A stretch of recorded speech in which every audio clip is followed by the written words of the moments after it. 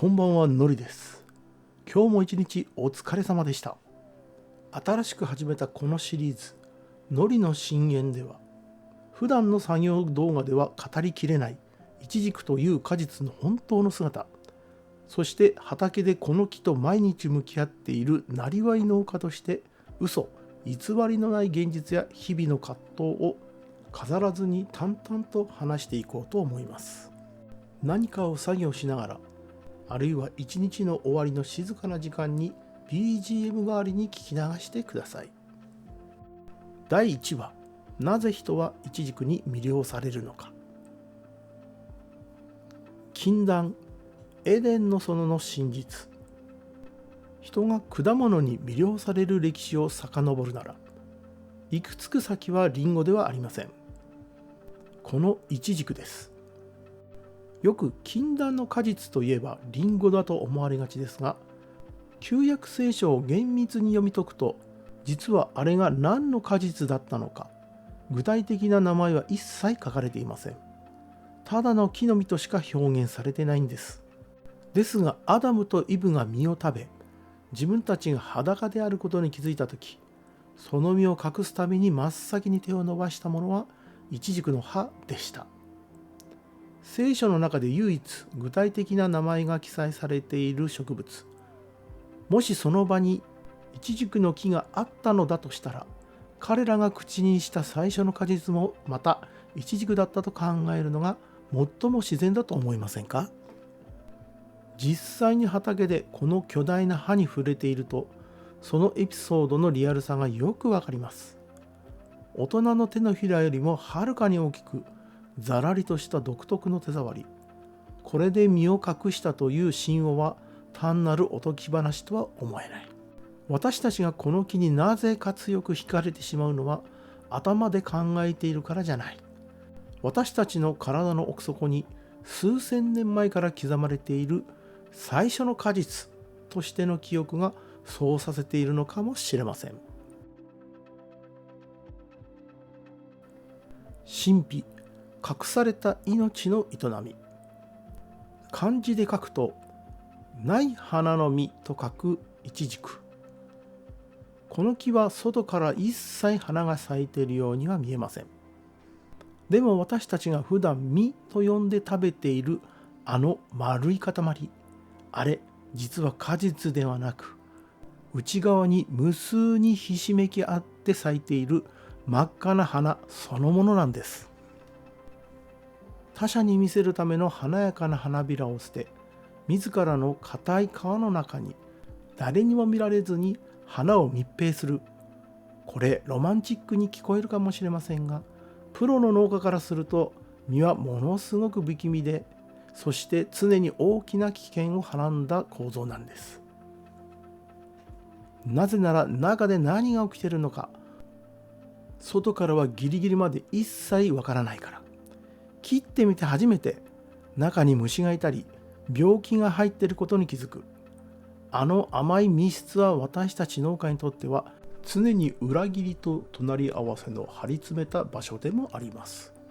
だからこそ完璧な実を割った時のあの美しさには言葉のない圧倒的な神秘を感じるのです。特権、本物の完熟という儚さ。本当に完熟したイチジクの最高の瞬間はわずか数時間しか持ちません。とにかく傷むのが早い。収穫したその瞬間から自らの重みで崩れていくほど柔らかい。だから市場を通してスーパーに並ぶものはどうしても赤くなる手前で早取りせざるを得ない。これが流通の避けられない限界です。はっきり言って店で売られているあの少し硬い実はイチジクの形をした別の果物と言ってもいい。農家の直売所ぐらいでしか完熟に出会えるチャンスはありません。お尻がパカッと割れて、そこから透明な蜜が今にも滴り落ちそうな本物の完熟。それは自分で木を育て、その崩れる寸前の柔らかさを感じ取った栽培者だけに許された究極の特権。なりわいとしてイチジクを作るということは、毎日その一瞬の奇跡を何百個と見届ける仕事でもあります。迷宮、品種の宇宙。一口にイチジクといっても、世界には数千を超える品種が存在します。我が農園の主軸であるドーフィン、そしてねっとりとした極上の甘みを持つフランス原産のバナーネ、さらには最高峰と言われる黒イチジク、ビオレソリエス。これ、趣味で育てている人にとっては最高に楽しい底なし沼なんです。でも、なりわい農家としては、この多様性は恐ろしい罠でもあります。どれだけ味が極上でも、雨で一瞬で実が割れる品種や、収穫量が少なすぎる品種は、生活のために非常にも切り捨てる判断を迫られる。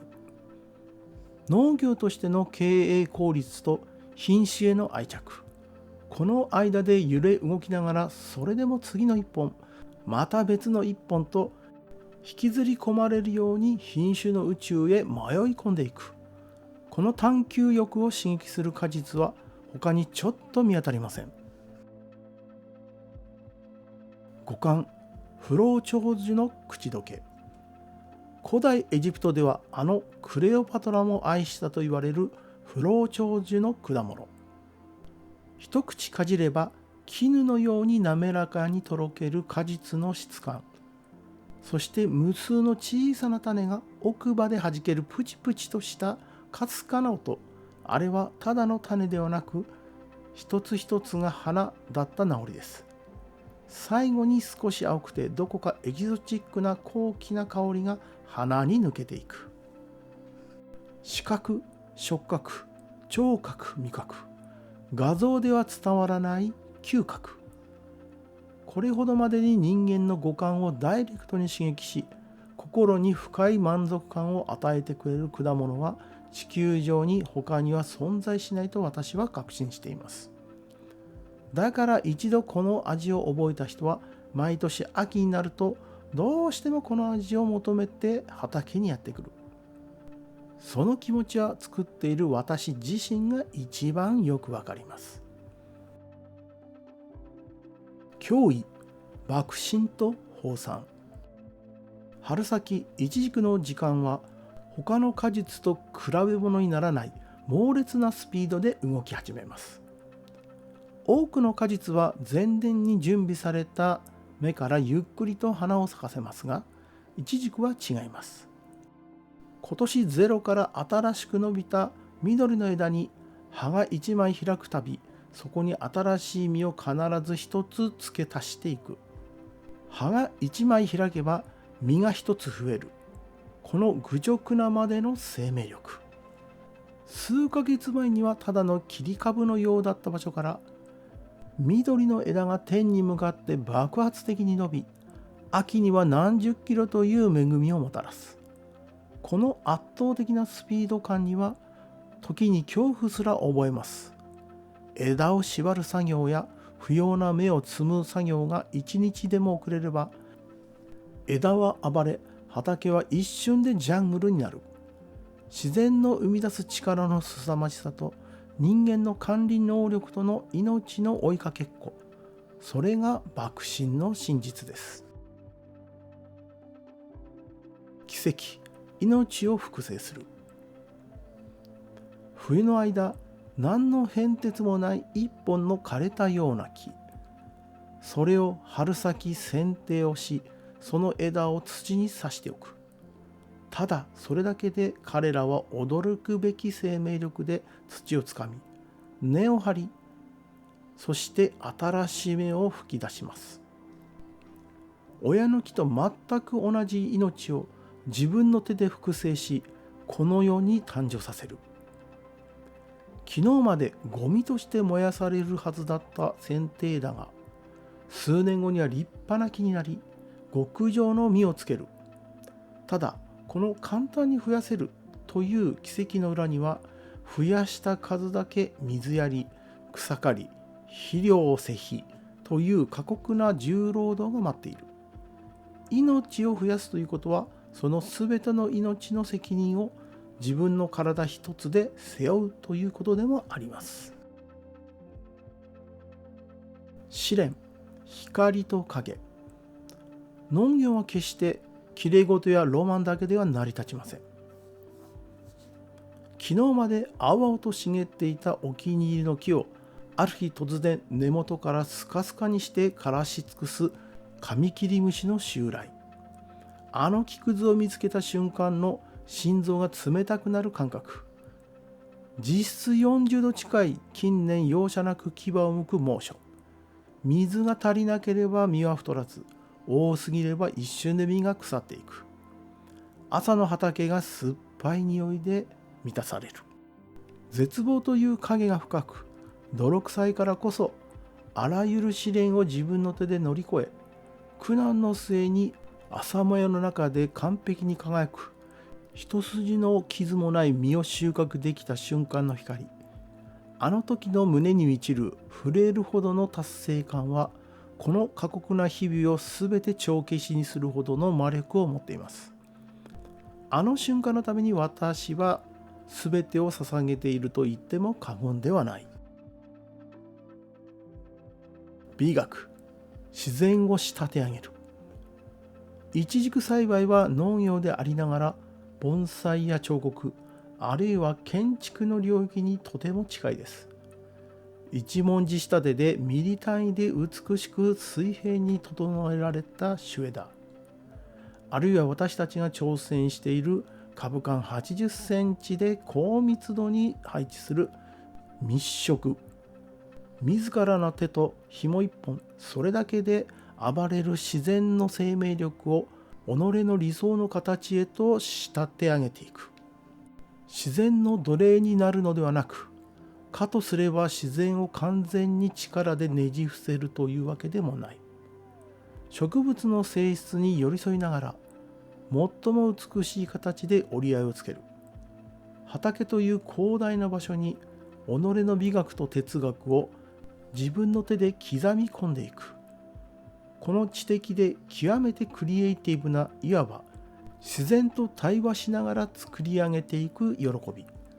これこそが大人たちをこの栽培の沼に引きずり込む最大の理由なんです。救済、木と一対一で向き合う時間。朝一番の畑。風に揺れる巨大な葉のざわめき。辺り一面に満ちるイチジク特有の少し青くて甘い香り。スマホの通知も世間の騒がしい人間関係もここには届きません。言葉を発しないイチジクの木とただ一対一で静かに黙々と向かい合う。この圧倒的に孤独で、しかしこれ以上なく贅沢な時間こそが現代社会を生きる私たちの擦り切れた心を深く静かに救ってくれる。私たちはイチジクを育てているようで、実はこの木に自分自身を整えてもらっているのかもしれません。だからこそ私たちはイチジクに魅了されてやまないのです。ここまでイチジクが持つ10の断片についてお話ししてきました。人類の歴史、その神秘的な生態、圧倒的な成長スピード、生計、飾らない姿、飾らない現実、そして畑で一対一で向き合う孤独な癒しの時間。私たちがこの不思議な木に魅了されてやまない本当の理由はきっとこれだけではないはずです。私は今日10個の理由を挙げましたが、皆さんはどう思いますか？私にとってはこれが11個目の魅力だ。私はこの瞬間がイチジクの沼に引きずり込まれた。というあなただけの11個目、12個目の理由をぜひコメントで教えてください。言葉にならなくてもただ一言共感したという声だけでも、この石川の地で畑を続ける私にとって大きな力になります。それでは今夜はこの辺りで。また次回の深淵でお会いしましょう。良い夢を。